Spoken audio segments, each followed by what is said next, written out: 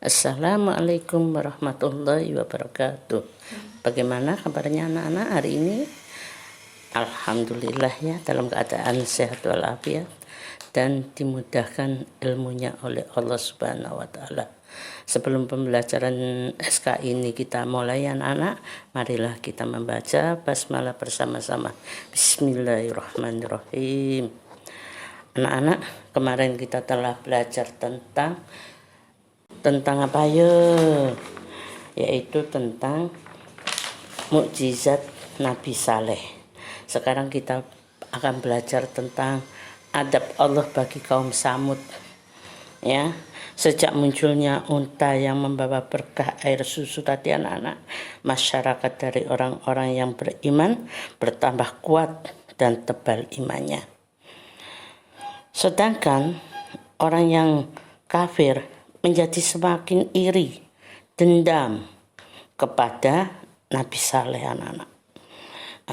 Akhirnya karena merasa iri dan dendam, kaum Samud tadi salah seorang itu mengadakan sayembara. Orang-orang kafir mengatakan sayembara, siapa yang berani membunuh unta Nabi Saleh akan mendapat hadiah. Ya. Karena hadiahnya itu besar anak-anak, maka semua menginginkan membunuh unta betina tadi. Salah seorang dari kaum kafir itu melepas anak panah dan tepat mengenai unta ketika unta tersebut baru saja meminum air dari telaga. Unta itu berlari kesakitan, namun seorang lagi sudah siap membawa pedang dan segera membunuh unta Nabi Saleh. Mereka kaum kafir berhasil membunuh unta Nabi Saleh dan berhasil mendapatkan hadiah. Setelah unta itu mati anak-anak, orang-orang kafir merasa senang, merasa lega dan berani menantang Nabi Saleh. Orang kafir berkata, "Hei Saleh, unta yang kamu banggakan itu berhasil kami bunuh. Kenapa tidak ada balasan dan siksaan bagi kami? Kalau kau memang utusan Allah, tentunya kau dapat mendatangkan siksa yang kau ancamkan kepada kami." Terus Nabi Saleh anak-anak berkata, "Kalian benar-benar telah berbuat dosa. Sekarang kalian boleh bersenang-senang selama 3 hari.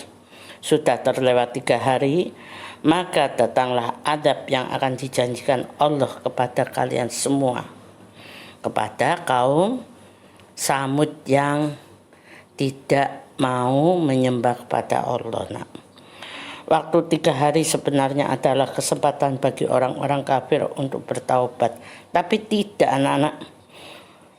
Mereka malah mengejek Nabi Saleh. Diam-diam orang-orang kafir tadi ingin merasa takut takut adab datang, akhirnya mempunyai keinginan membunuh Nabi Saleh. Diam-diam mereka bermusyawarah ingin membunuh Nabi Saleh. Tapi anak-anak, Allah Maha tahu, mengetahui isi hati manusia. Kemudian Allah Maha melindungi hambanya yang benar. Jadi Allah melindungi Nabi Saleh. Nabi Saleh diselamatkan dari pembunuhan, dan esok harinya apa anak-anak yang terjadi? Ayo anak-anak tahu. Esok harinya itu terjadi peristiwa yang mengerikan, yaitu kaum Samud yang ingkar disambar petir. Tahu petir anak-anak? Kalau ketika hujan itu loh, yang bunyinya keras, seperti api, itu meledak, menggelegar, membelah angkasa. Bumi juga ikut murka terhadap kesombongan kaum Samud yang ingkar tadi. sehingga gempa terjadi dan menghancurkan rumah-rumah mereka yang megah. Ya. Akhirnya Allah menyelamatkan bagi kaum Samud yang beriman kepada Allah dan mengikuti ajaran Nabi Saleh. Jadi orang-orang kafir tadi kena azabnya Allah, dan orang-orang yang beriman diselamatkan oleh Allah dari musibah itu tadi. Nah, sekarang anak-anak tentang keteladanan Nabi Saleh. Coba satu, dengarkan ya, perhatikan dan dengarkan. Jangan pernah berputus asa dalam berdakwah meski ada halangan yang menghadang. Ya.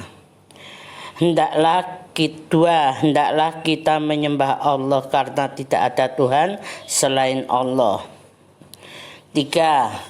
Kita harus senantiasa melaksanakan perintah Allah dan menjauhi larangannya.